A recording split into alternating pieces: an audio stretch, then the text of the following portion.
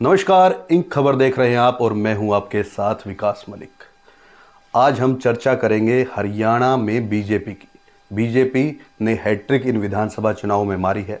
उसके बाद जो बीजेपी नॉन जाट की राजनीति करती आ रही थी, अब धीरे धीरे लग रहा है कि वो जाट समुदाय को भी अपने साथ ले रही है।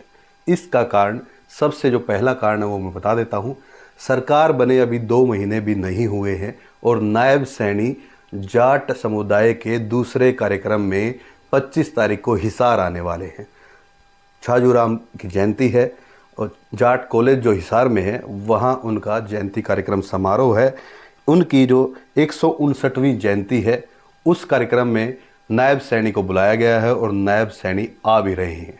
और तो और जो जाट जो बतौर सीएम, अगर कोई जाट इस जो कार्यक्रम है जाट कॉलेज का, उसमें अगर बतौर सीएम कोई आया है तो वो चौधरी भजन लाल आए। उसके बाद बतौर सीएम चौधरी ओम प्रकाश चौटाला ही आए थे।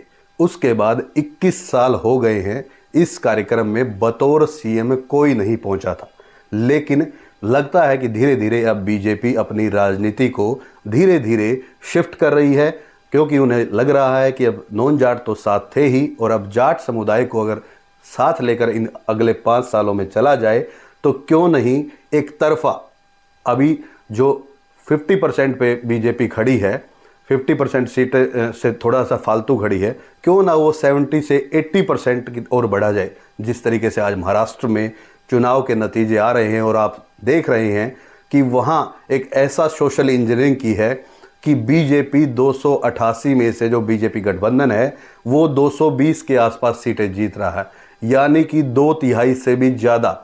यही बीजेपी ने अभी से शुरू कर दिया है और जल्द ही हरियाणा में नगर निगम के चुनाव भी होने वाले हैं। उसको लेकर भी बीजेपी तैयारी कर रही है। लेकिन सबसे बड़ा सवाल है कि क्या आपका क्या मानना है, क्या आप भी मानते हैं क्या धीरे धीरे बीजेपी जाट समुदाय को अपनी ओर खींच रही है? हालांकि ऐसा मैं भी कह रहा हूं, बाकी लोग भी कह रहे हैं, लेकिन मैं आपको यहां एक बात बता दूं कि विधानसभा चुनाव में जो 25 सीटें जाट बहुल सीटें मानी जाती हैं उनमें भी बीजेपी का प्रदर्शन खराब नहीं था। उनमें भी 13 सीटें बीजेपी ने, 10 सीटें कांग्रेस ने और 2 सीटें निर्दलियों ने जीती थी।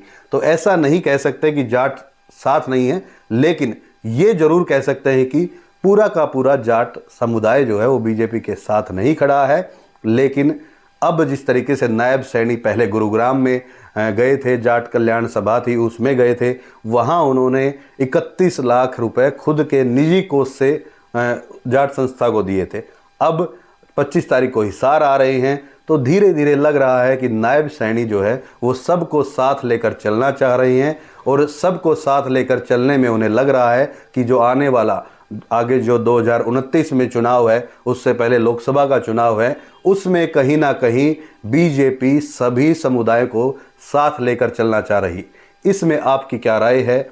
आप कमेंट करके अपनी राय दीजिए। क्या बीजेपी समुदाय जो जाट समुदाय है उसको साथ लेकर चलना चाह रही है? इसीलिए नायब सैनी लगातार 2 कार्यक्रमों में अब आ रहे हैं, दूसरे कार्यक्रम में आ रहे हैं। तो ये आप अपनी राय दे सकते हैं।